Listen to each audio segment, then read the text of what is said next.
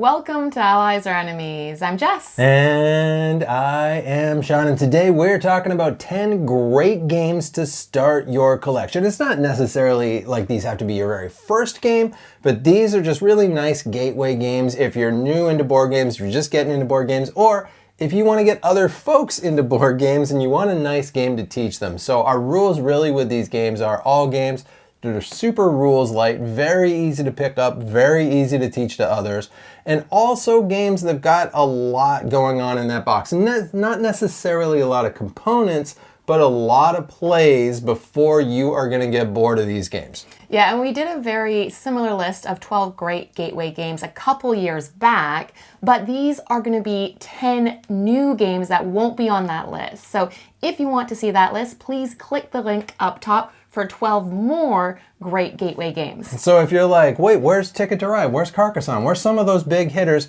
We love those games. We talked about those games. They're on that other list. The other thing we want to do just before we get rolling is one little honorable mention here. And that's because this is a series of games that we think has a lot of potential to be on a list like this in the future. And that is In the Footsteps Of. So far, they got 2 in that series, and that is Marie Curie and Darwin.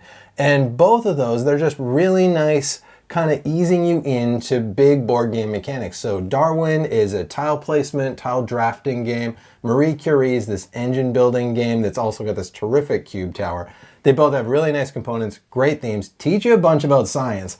And so I would just say that that is a series to keep your eye on, but let's get into the list proper with the first game.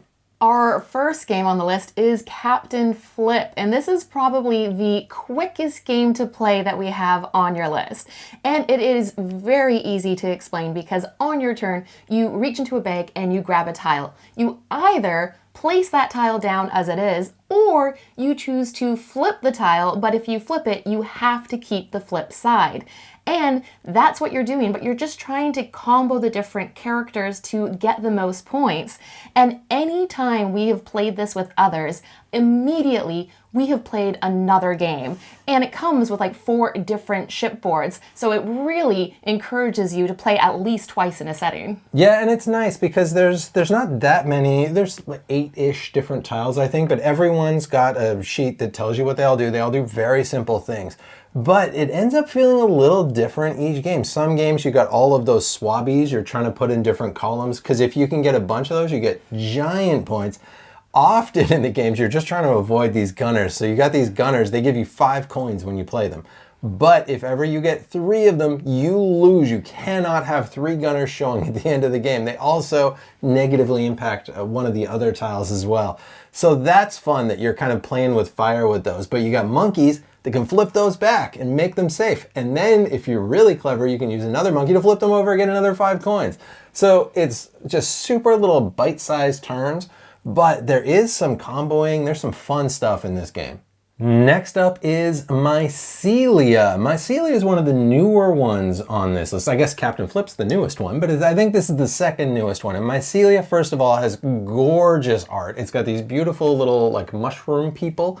And what you're doing is you're trying to get all of these gems off of your board and give them to the forest spirits or something. And you're trying to, I think you're rejuvenating the forest. I'm not sure, but what this is a deck building game. And a really cool little deck building game. So really what you're doing is you're buying cards, you're adding those cards to your deck, you're playing cards, but mostly those cards are moving around those little gems or taking off those gems and putting them into this middle cool round board. And that's maybe the best part of the game, because as you add those gems to the board, as soon as it's full, you get to spin them around, you drop them all off, and it's just really fun and like visually appealing. And it's a race to get rid of all your gems first. Yeah, and this is another one that can feel very different each game because there are just a whole bunch of different cards. There are these money cards that you'll really want to get because that will let you buy the more expensive cards. But if you're playing money cards, you're not able to do actions right away. But those more expensive cards can be really powerful. And then there's other cards that seem really strong, but they also let your opponent do something too. Yeah, it really is a trade-off of, do I want to get a big card later that's going to do like a big thing? Do I want a lot of little cards where I'm kind of nickel and diamond moving stuff around? But it's great because it does make the game feel different each time depending on how you build that deck. And there's like another level you can add where you've got these different powers you can also spend stuff on. And so I do like that there's those different levels to it as well, and there's kind of more game to grow into. Next up is Courtisans, and Courtisans is a super mean card game. On your turn, you'll have 3 cards. You'll keep 1 card, you'll give 1 card to an opponent, and you'll put 1 card down in the middle. And the middle part is important because at the end of the game, if a faction has more cards above the table than below, then those cards will be worth +1. However, if they have more cards below, then those cards will be worth -1. So you're always trying to obviously make sure your cards are positive and your opponent's cards are negative. And most of the cards end up being negative. I've seen winning scores in this that are like -3. So it's just mean. Every single thing you do is mean, but it doesn't feel mean because every single thing you do is mean. And it's fun too because there's a little bit more to it where there's also powers on these cards. So some of the cards you're playing face down to people, those are very fun. You do not get to look till the end of the game. Even if you put it in front of yourself, you don't get to look and you will forget. There's also cards that can kill other cards, there's cards that can protect those cards, and there's cards that are worth ×2. But it's just super simple. Put down a card, give a card, play a card in the middle, and everything you do is mean. Next up is Lords of Waterdeep. And Lords of Waterdeep's one of the older ones on this game. And this is really, I think, one of the best intros to worker placement that are out there. And it's just a terrific worker placement game. So this is really a game where you're putting out workers, and that's going to get you different resources. Also, you've got these quests that you're going to be gathering, and you need to spend those resources to fulfill those different quests. And that's how you're going to get points. But the interesting things in this, first of all, you're going to add new spaces as the game goes on, and those are going to belong to different players, and they're going to also be awesome spaces. So people are going to want to go to those, but if they do, whoever owns them gets a little kickback from that space. So it's a little bit of like I want to go there to get the stuff, but I don't want you to get anything. The other thing is you can add there's these really mean quests, and when you get those, you give them to other people.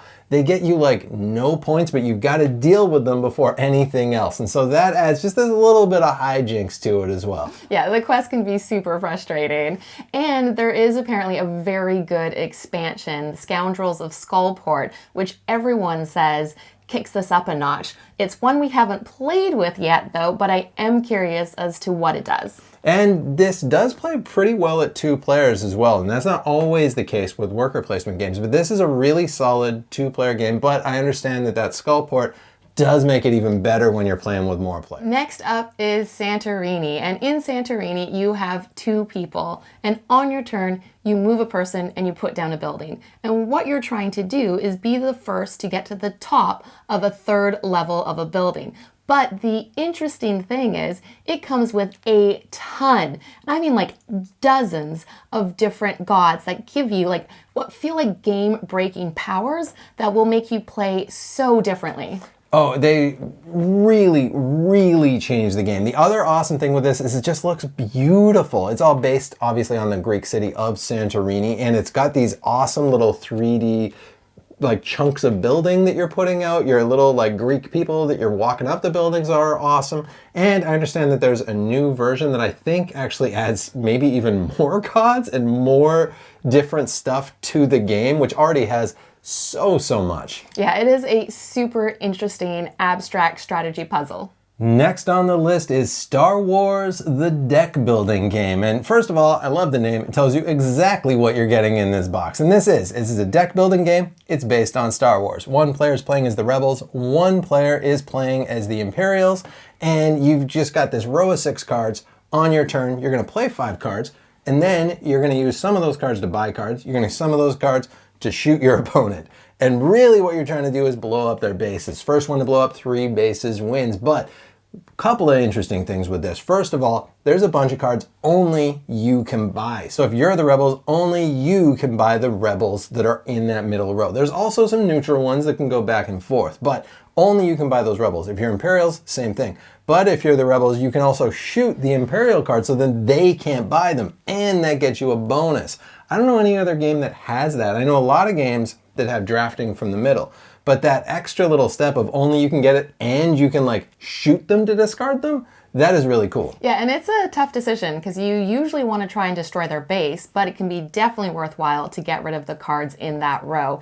And whenever your base is destroyed, you get to choose your next base, and each of the bases have a little special power, and that can really like swing the game once a new base comes out. Yeah, and they're all asymmetric as well. It does definitely feel different to be those different factions because your bases are different, the people you're hiring are different. Using Vader, super different from using Luke. Dorfromantik is up next, and this is my current favorite game of all time, and it is a cooperative game. What you're doing is on your turn, you pick up a tile and you choose where you want to put that tile down. And what you're trying to do is you're trying to accomplish different tasks, and that's like grouping like the forest tiles together, grouping the grain tiles together, and there's other little things as well, like trying to make like the longest road or the longest river. It sounds really simple, but it's just this like really calming puzzle that you're trying to do together, and you don't actually lose, but you feel really satisfied if you can get a good score. Yeah, and this is like a campaign game. So as you play games, you're going to open up more different tiles, more different kinds of goals. And the other thing really to talk about is Dorfromantik Sakura, which knocks it all up a notch. And that is a good chunk more of a complicated puzzle, I think. I think Dorfromantik base game is the best one to start with.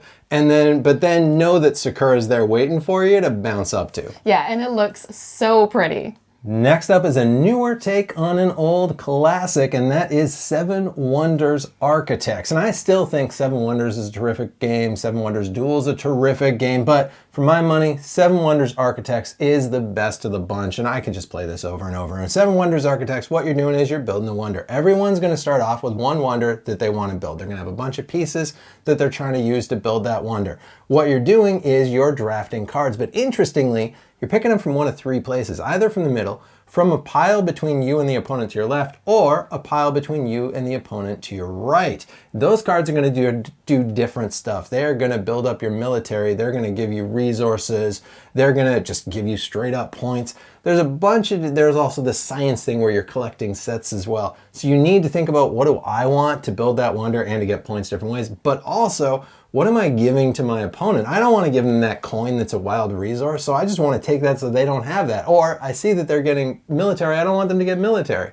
It's super simple, but there's a lot of little decisions under the hood. And at the start of each game, everyone gets a different wonder that they're trying to build, and those different wonders have different powers. So some of them, you'll be trying to get more of the military tokens. Other ones might encourage you to go down the science route. Other ones will really just reward you for building your wonder and get you more cards and more resources. So that can lead you down different paths each game. Yeah, those really feel different, and they come in these terrific little boxes. This game is just packaged so nicely. You've got just this little box you take out. It's got everything you want in that box. I love it. More games should do it. And that is Seven Wonders Architects. Next up is Scout, which is a terrific small box card game. And this is a really good one to introduce to people who grew up playing card games. It just kicks it up a notch. And so what you're trying to do is be able to get rid of all of the cards in your hand. But the tricky thing is, once you're dealt your cards, you cannot rearrange them. They are stuck. However, if you add cards, you can add that card anywhere, and what you're trying to do is always beat whatever was played before you. So if someone plays a card, you have to play a higher card. If someone plays 2 cards, you have to play higher 2 cards, and hopefully be able to play as many cards as you can on your turn. Yeah, and having those cards all in order means that it's tricky to make those sets together because you've got those, or not in order, but however they were played. place, which is not going to be in order at all. So as you're gaining cards, which you do when you can't play a card,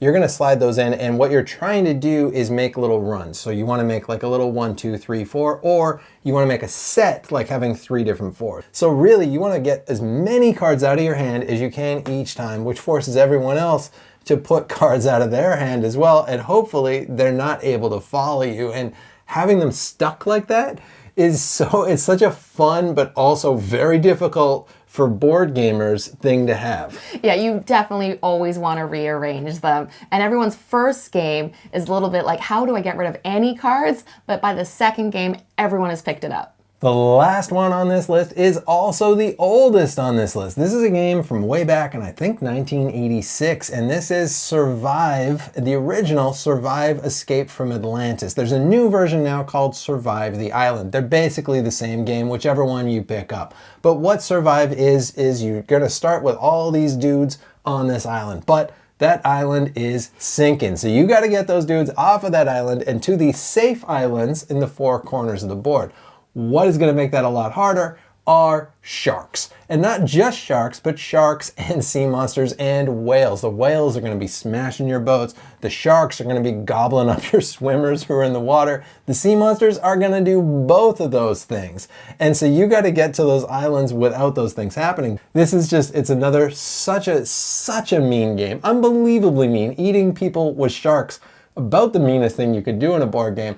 But so much silly fun. Yeah, it's like joyfully mean, because it's great if you put one of your people on a boat and then like another person puts 2 of their people and you're like, you know what, I don't care about that person. I'm just gonna kill everybody on that boat. And the interesting thing is each of the different people have different values on the bottom. So if you can kind of remember which ones yours are, you might know which ones you can sacrifice. Yeah, because you only score the ones who get to those end islands, but you're not allowed to look at their bums till the end of the game. So and there's no way you're gonna remember. So you just hope. But there is a reason that this is on its, I don't know, 4th or 5th or 6th, whatever it is, edition of this game, and that it has just continued to be a game that people are playing regularly for 40-ish years now, and it just keeps on going strong.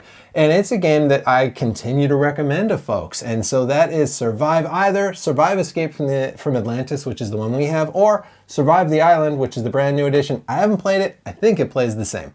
And that is it. So that is 10 great games to start your collection. And we didn't mention this before, but those were in absolutely no particular order. They were really just as we thought of them and wanted to talk about them. Thank you so much for watching. Please let us know in the comments your recommendations for games to start your collection. And as usual, please like, subscribe, and hopefully we'll see you next time for another game.